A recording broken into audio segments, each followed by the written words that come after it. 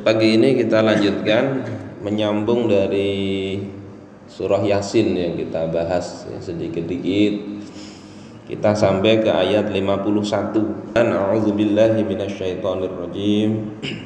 Wa nufikha fis suri fa idzahum minal ajdathi ila rabbihim yansilun. Wa nufikha, dan ditiup nufikha fis sur, di dalam sangkakala atau terompet. Ini cerita tentang kiamat. Setelah sebelumnya, di ayat sebelumnya kan, ketika mereka juga bertanya, kapan datangnya yang engkau janjikan itu, yang engkau katakan kiamat itu kapan datangnya? Ma yanzuruna illa shayhatan wahidah. Tidaklah yang mereka tunggu itu kecuali satu teriakan, yakni teriakan malaikat Israfil. Sehingga asur, trompet di sini sebagian ahli tafsir memaknai niup trompet ini maknanya sebetulnya sama dengan teriakan tadi, teriakan malaikat Israfil yang suaranya sangat keras, yang kemudian dengan satu suara itu cukup menghancur leburkan semuanya, mati dengan saat itu juga. Kemudian setelah itu ayat ini jadi ditiup sangkakala, fa idzahum minal ajdathi, fa idzahum, tiba-tiba mereka itu minal ajdasi, dari kuburan mereka, ila rabbihim, kepada Tuhan mereka, yang silun dari naslan itu artinya al-mashyus sari, al-masyu berjalan, as-sari dengan cepat. Jadi ketika ditiup trompet yang kedua itu, dari kubur itu semuanya bangkit. Ayat ini bicara pasca tiupan pertama. Tiupan pertama semua mati. Dan tiupan kedua tiba-tiba semua mereka bangkit. Kaget langsung, yang silun, mereka berjalan cepat. Kayak kita misalnya bangun tidur, kalau bangun tidur biasa mungkin santai aja, apalagi bangun tidur mendengar Pak Haji Sufyan azan, mungkin nanti aja enggak apa-apa. Tapi kalau bangun tidurnya ada sirine kebakaran begitu, kira-kira kita enggak bakalan menggeliat-geliat dulu di tempat tidur, tapi langsung bangun, bisa jadi langsung buka. Ini kondisinya lebih dari berita kebakaran. Jadi begitu ini langsung mereka berjalan dengan cepat. Seperti juga di dalam surah Al-Ma'arij, yauma yakhrujuna minal ajdathi sira'a, yaitu pada hari mereka keluar dari kubur mereka dengan cepat. Jadi orang-orang kafir ini ka'annahum ila nusubi yufidun, seolah-olah mereka itu ingin pergi kepada berhala-berhala yang dulu mereka sembah di dunia. Cepat-cepat. Kemudian apa yang mereka lakukan? Ini dijelaskan Allah dalam ayat ke-52. Qalu ya wailana. Mereka mengatakan ya wailana. Ya wailana itu artinya celaka. Aduh celaka. Man ba'atsana, siapa yang telah membangunkan kami, mim marqadina, dari tempat tidur kami, yakni dari kubur kami. Siapa yang bangunin ini? Kemudian dikatakan hadza ma wa'adar rahman wa sadaqal mursalun. Inilah ma wa'ada, yang telah dijanjikan Ar-Rahman, Allah Ta'ala Ar-Rahman, wa sadaqal mursalun, dan benarlah para utusan itu. Kenapa mereka mengatakan itu? Man ba'atsana mim marqadina, siapa yang bangunin kami? Ini kata tafsir Jalalain Imam As-Suyuti, li'annahum kanu bainan nafkhataini naimina lam yu'adzabu. Karena mereka di antara dua tiupan itu, tiupan yang pertama mati, setelah itu tiupan yang kedua hidup, itu mereka dalam kondisi tidur, tidak diazab. Jadi kalau ada riwayat tidak ada azab kubur itu antara tiupan pertama dan tiupan kedua. Tapi hadis-hadis tentang azab kubur banyak, sehingga para ulama itu memahami yang ahlu sunnah, ya azab kubur itu ada. Orang diazab di kubur sesuai dengan amalnya. Makanya kita dalam sholat disunnahkan di akhir sholat sebelum salam itu berdoa. Salah satunya doa supaya diselamatkan dari azab kubur. Atau doa pagi sore itu kan salah satunya juga begitu. Itu yang Nabi berdoa, Allahumma afini fi badani, Allahumma afini fi sam'i, Allahumma afini fi basari, la ilaha illa ant. Ya Allah, sehatkan badanku, sehatkan pendengaranku, sehatkan kedua mataku, penglihatanku, la ilaha illa ant.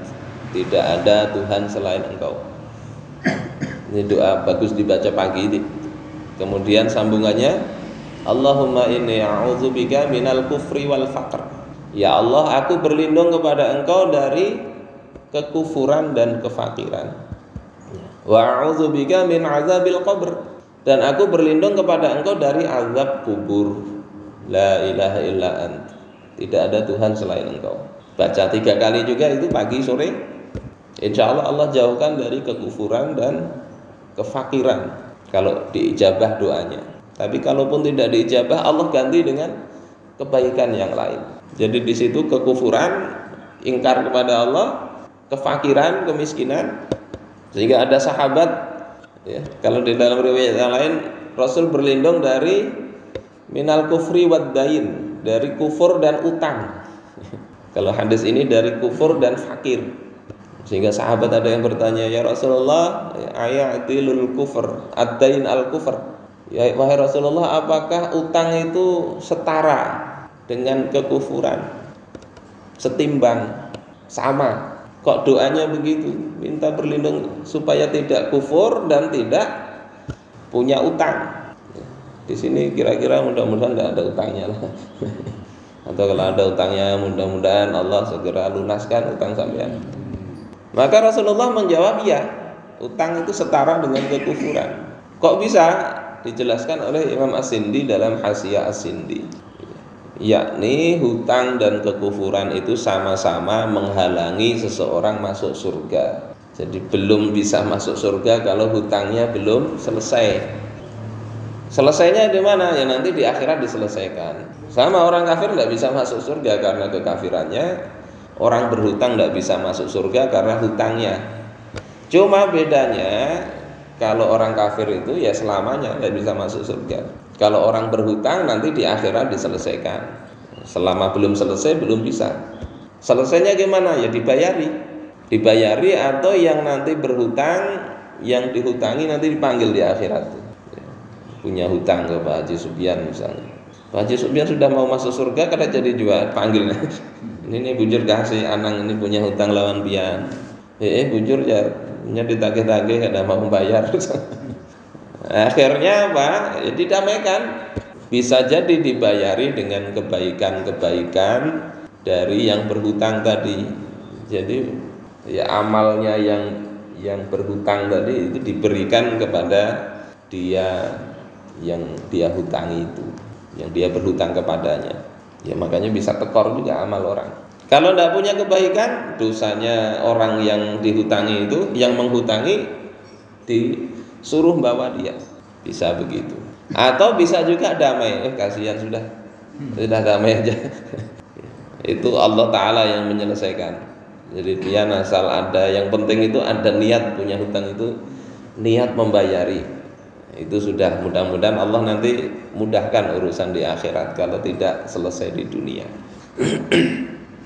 Nah doa Nabi tadi itu salah satunya minta supaya tidak fakir. Dan yang ketiga tadi azab kubur, berlindung dari azab kubur. Kemudian yang ketiga sekalian itu Allahumma apa sih? Ini a'udzubika minal kufri wal faqr wa a'udzubika min azabil qabr la ilaha illa anta. Yang ketiga, Allahumma rahmataka arju. Wahai Tuhan, wahai Allah, kasih sayang Engkau yang aku harapkan. Fala takilni ila nafsi tarfata ain. Maka janganlah Engkau serahkan diriku kepada diriku sendiri. Jangan engkau biarkan urusanku itu aku ngurus sendiri tanpa engkau bantu ya Allah. Tarfata ain, walaupun hanya sekejap mata. Allah tidak bantu kita, sudah dibiarkan sekejap mata. Jadi kita minta hidup kita ini walaupun sekejap mata senantiasa diberi penjagaan oleh Allah Ta'ala. Wala takilni ila nafsi tarfata ain, la ilaha illa ant. Tidak ada Tuhan selain engkau. Ini baca juga 3 kali pagi, 3 kali petang. Itu biasa diamalkan sahabat yang namanya Abu Bakrah. Abu Bakrah, bukan Abu Bakar. Sahabat Nabi ini pagi baca itu, kedengaran anaknya, "Bah, napa nang pian baca?" Kata abahnya, ini dari Nabi. Jadi itu bagus juga mengajari anak itu langsung dipraktekkan, sehingga anak bertanya dijawab. Oh, ini loh amalan dari baginda Rasulullah Sallallahu Alaihi Wasallam. Jadi doa begitu.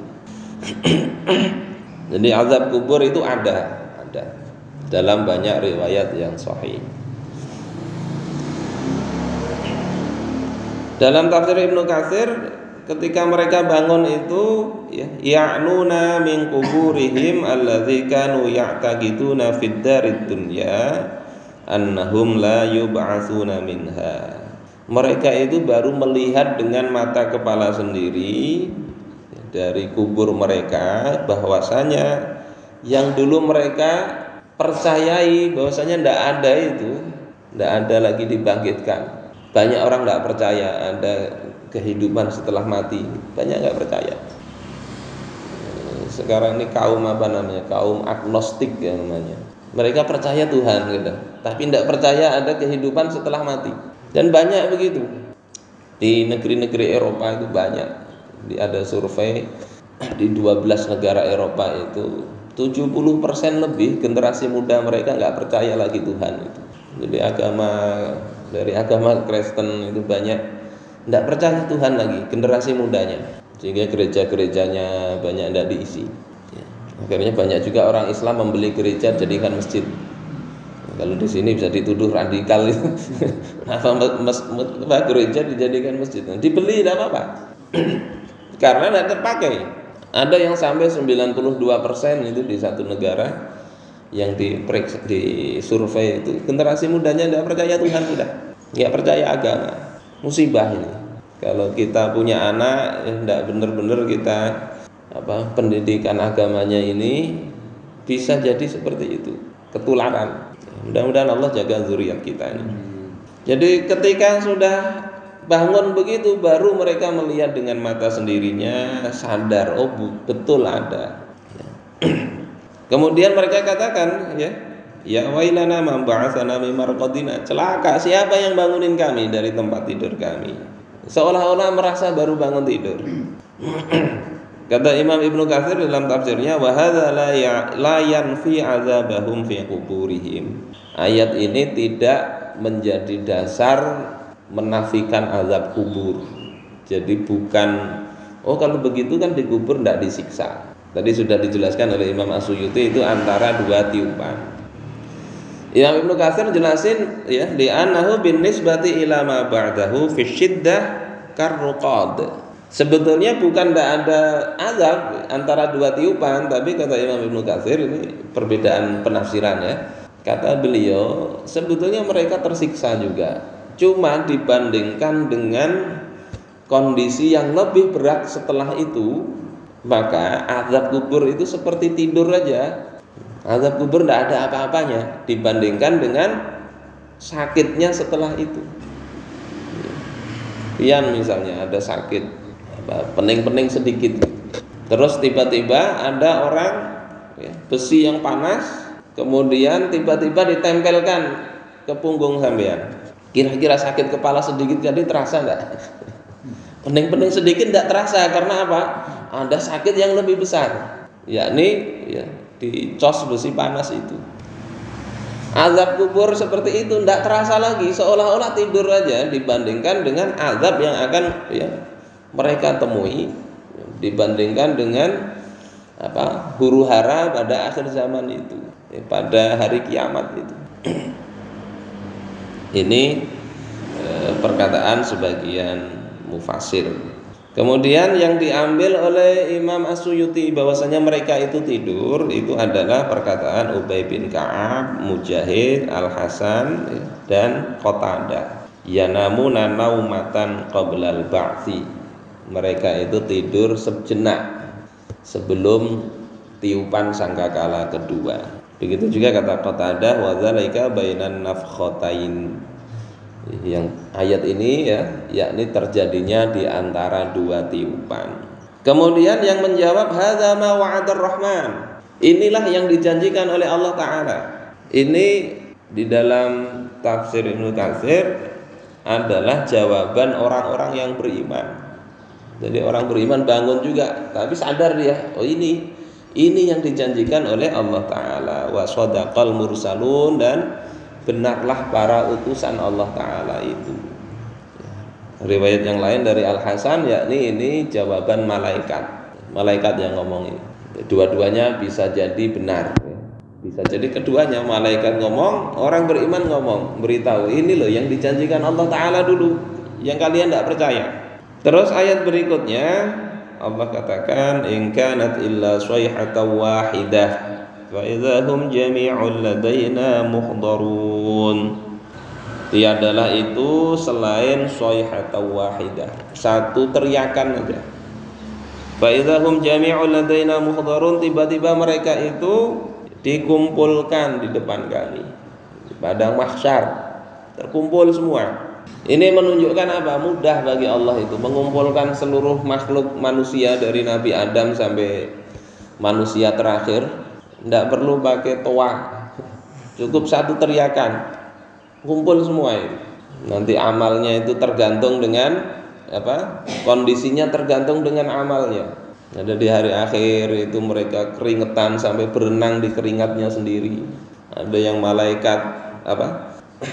Matahari didekatkan, tapi tidak mati-mati karena sudah tidak ada lagi kematian. Sehingga orang-orang kafir itu ketika melihat azab itu seperti di surah An-Naba di akhir itu mereka katakan ya laitani kuntu turaba. Aduh, andai kami ini jadi tanah aja sudah. Nyesal jadi manusia, nyesal. Andai di sana itu sudah dijadikan tanah saja sudah. Karena melihat beratnya penderitaan itu. Coba bayangkan di sana tidak ada apa-apa. Tapi di antara manusia itu ada yang Allah berikan naungan sehingga mereka kondisinya bisa nyaman saja. Ya kata Rasulullah sab'atun yudhilluhumullah fi dhillihi yauma la dhilla illa dhilluh. Ada 7 golongan yang Allah berikan naungan saat tidak ada naungan selain naungan miliknya Allah taala. Kadang lagi kita bisa ini kesempatan bisnis bikin naungan bayar ke sini, tidak ada naungan itu selain naungan yang Allah yang punya. Ada al-imam al-adil. Pertama imam yang adil. Yang adil itu yang pertama memperlakukan rakyatnya sama. Yang kedua dia itu mengatur urusan dengan hukum Allah taala dalam semua aspek kehidupan, tidak kurang tidak lebih. Itu penjelasan dari Sayyid Muhammad bin Alwi Al-Maliki di dalam kitab Ibanatul Ahkam. Di adil itu dua, rakyat sama semua diperlakukan. Inya sukakah lawan seorang atau tidakkah, di dalam hukum sama. Yang kedua yang dipakai aturan Allah taala, itu adil, yang dijanjikan dapat naungan Allah taala. Kemudian termasuk juga ya syab nasya'a fi ibadatillahi ta'ala, anak muda yang dia tumbuh di dalam ibadah kepada Allah, sejak muda ibadah kalian. Salah satunya juga apa? Wa rajulun da'athu imra'ah dzata mansibin wa jamalin faqala inni akhafullah. Seorang yang diajak binian yang baik ya, dari nasab yang baik dan cantik, diajak berzina, kemudian dia katakan inni akhafullah, aku takut kepada Allah. Kadahakun dia termasuk orang yang apa, hatinya terikat dengan masjid. Jadi ada hadis begitu, mudah-mudahan kita bisa menjadi salah satunya. Jadi terkumpul semua, ada yang diberi naungan, ada yang didekatkan matahari kepadanya. Dan kondisinya itu kondisi yang kita sangat memerlukan pertolongan Allah Ta'ala. Kita bayangkanlah yang di tempat kita aja di dunia ini saat panas ya, misalnya di cuaca terik ya, kita tidak ada naungan padahal kita pakai baju. Baru di Indonesia, kadang di Arab sana itu kita bisa tidak tahan. Coba aja kalau ingin mencoba ini, yang di dunia aja lah, ada pas panas-panas berjemur ya, tahan berapa lama? Itu baru yang mataharinya jauh, apalagi kalau dekat. Ayat-ayat seperti ini minimal mestinya membuat kita ini semakin takut melanggar aturan Allah. Jadi cepat itu. Kemudian ayat berikutnya Allah katakan fal yauma la tuzlamu nafsun syai'a. Pada hari itu, yakni hari kiamat itu, la tuzlamu nafsun syai'a. Seseorang tidak akan dirugikan sedikit pun, tidak akan dizalimi. Karena ada lagi orang menzalimi satu dengan yang lain, masing-masing sibuk. Kalau ada yang memikir ini apa nih yang dicopet, karena ada lagi orang bawa harta enggak. Tidak bisa saling menzalimi, tidak juga mereka dizalimi oleh Allah Subhanahu wa taala. Jadi tenang aja biar Allah taala kadang-kadang menzalimi. Apa nang pian lakukan di dunia baik, Allah balas. Apa yang kita lakukan buruk, Allah balas juga. Allah tampakkan. Ya, faman ya'mal mithqala dzarratin khairan yarah. Siapa yang beramal kebaikan walaupun sebesar zarrah. Apa zarrah itu? Biji yang sangat kecil, sebesar atom. Kalau orang sekarang yang sangat kecil itu apa? Atom. Tapi zarrah itu ya yang sesuatu satuan yang sangat kecil, yarah, dia akan melihat kebaikannya itu. Siapa yang melakukan keburukan walaupun sangat kecil, dia akan melihat juga. Redaksi di situ memang melihat ya. Tidak mesti kemudian disiksa, belum tentu. Karena di dalam surah Al-Qari'ah itu kan nanti ditimbang antara baik buruknya, banyak baiknya selamat dia, banyak buruknya celaka dia. Enggak akan ditolimi. Kalau ini kata-kata 7 ini berbuat baik ada dicatatnya. Kalau orang di dunia kan kadang kayak gitu. Namun kata-kata 7 ini salah sedikit ditangkapnya langsung. Kasihan siapa? Roy Suryo itu ya, bikin meme tentang apa stupa itu, menggambar diubah sedikit tangkapnya. Tapi ada yang menghina Islam bolak-balik dilaporin enggak ada apa-apa. Itu kawan. Nah di akhirat kan ada begitu. Di akhirat semua amal tidak ada kezaliman. Akan ditampakkan semua. Ya tentunya kalau Allah ridha itu akan Allah mudahkan memang. Wala tujzauna illa ma kuntum ta'malun, dan mereka tidak dibalas kecuali apa yang telah kamu kerjakan. Kamu tidak dibalas kecuali sesuai yang telah kamu kerjakan. Apa yang kita amalkan itulah yang akan dibalas. Dan juga sebetulnya kalau kita lihat banyak hadis, ya amalan orang lain juga bisa. Anak kita itu masuk dalam kategori amal kita. Jadi punya anak yang kira-kira bagus ya, itu amalnya juga bisa menolongi kuitan, menolongi orang tua kalau orang tuanya Islam ya. Tetapi amal buruk di dunia ya, kita bisa dapatkan pahala orang lain lewat jalan tadi ya, sebagaimana dalam hadis dari Abu Hurairah bahwasanya Rasulullah bertanya kepada sahabat, atadruna mal muflis, tahukah engkau siapa yang bangkrut itu? Maka sahabat menjawab, al muflisu fina man la dirhama lahu wala mata'. Orang bangkrut itu adalah ya, menurut kami orang yang tidak ada duit dan tidak ada barang. Pian jualan, kalau modalnya kada ada lagi, barangnya kada ada lagi, bangkrut tuh. Apalagi tambah hutangnya numpuk. Tapi kalau duitnya habis tapi barangnya banyak, bisa belum tentu bangkrut, itu bisa jadi barangnya lebih banyak nilainya daripada modal.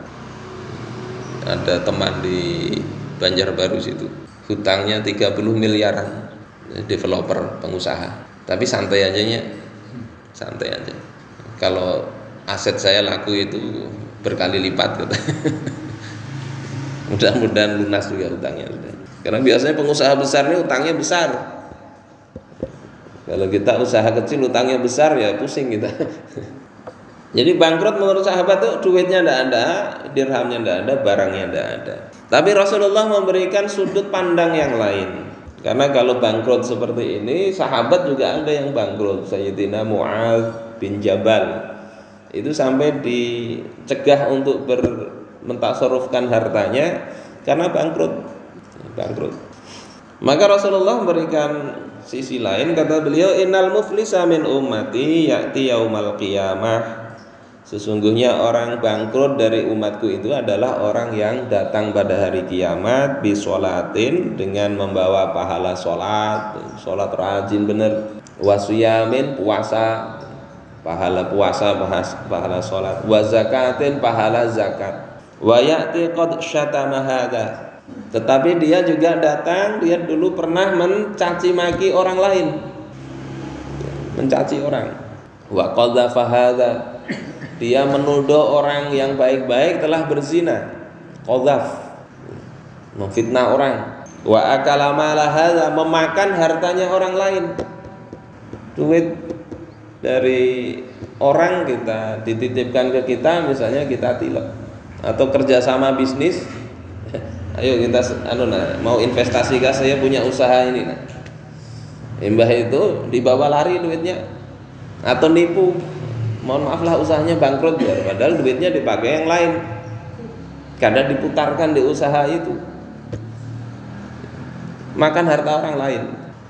Nipu misalnya, ngurangi timbangan 1 kilo ya, padahal 9,5 ons aja, nimbang nggak beres, atau pakai duit palsu. Sudah duit palsu tahu aja dia belanjakan juga. Wasafakah damahada, dan menumpahkan darah orang lain,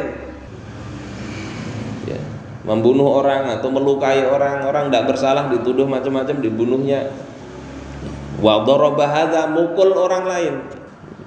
Jadi ini Rasul memberi sisi lain, ini ibadahnya bagus benar kepada Allah Ta'ala, tapi ke orang lain kada kekaruan kelakuan. Fayu'ta hadza min hasanatihi, maka akan diberikan ini dari kebaikannya. Jadi orang tadi kebaikannya akan diberikan kepada orang yang dia zalimi tadi. Wa hadza min hasanatihi, dan ini dari kebaikannya. Bagi-bagi. Ini dulu pernah dicaci maki, kasih kebaikan dia. Ini pernah dituduh macam-macam, kasih kebaikan dia. Makanya hati-hati kita ini, apalagi di era sekarang, kadang berita-berita itu cek dulu kebenarannya. Tuduhan macam-macam. Kalau enggak bangkrut kita. Fa in faniyat hasanatuhu, kalau habis kebaikan dia kayak apa ya? Qabla ayyuqda ma alaihi, sebelum beres atau tertunaikan apa tadi, kezaliman tadi belum selesai semua, belum impas semuanya. Ukhidha min khotoyahu, maka diambil kesalahan-kesalahan orang yang telah dizaliminya tadi. Faturihat alaihi, kemudian dilemparkan kepadanya, summa turiha finnar, kemudian dia akan dilemparkan ke dalam api neraka. Na'udzubillah. Sebab itu mudah-mudahan kita dijaga oleh Allah Ta'ala, kita bisa taat kepada Allah Ta'ala, kita juga menjaga lidah, ucapan, perbuatan kita kepada sesama manusia, wabil khusus jiron-jiron, tetangga-tetangga kita. Dijaga ucapan kita, perbuatan kita, karena semuanya ada hitungannya. Dan kita juga mestinya juga menjaga agar tidak memunculkan tuduhan yang macam-macam. Rasulullah itu pernah suatu malam menjemput berjalan bersama istri beliau yang bernama Sofiyah binti Huyai bin Akhtab. Belum ada listrik waktu itu, jadi kadap. Ada 2 orang Ansor lewat, begitu melihat Rasul dengan bebinian, mereka cepat-cepat.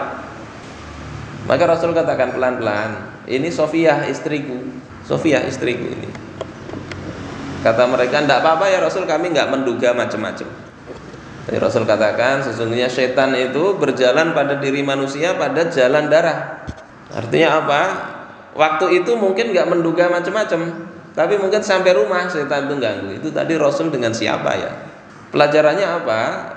Kalau ada situasi begitu, kasih penjelasan sebagaimana Rasul memberikan penjelasan bahwasanya ini Sofia, istriku sendiri. Supaya apa? Supaya orang lain selamat, tidak menggunjing, tidak berdosa. Rasul juga selamat dari gunjingan, mereka selamat dari dosa menggunjing.